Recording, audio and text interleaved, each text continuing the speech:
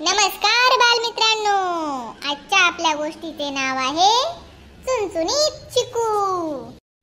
चिकू बारीकही नाही आणि जाड पण नाही, मोठी पण नाही आणि छोटी पण नाही, बोलणार नाही फार, डोलणार नाही फार, खेळते कमी पण गोष्टी रचण्यात हुशार.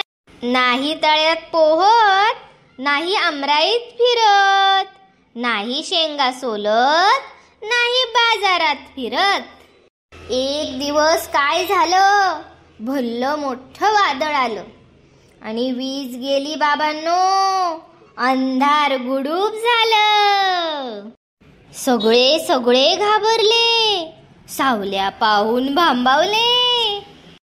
धिटुकली चिकू पुढे झाली, तिनं कंदिलाची वाट लावली.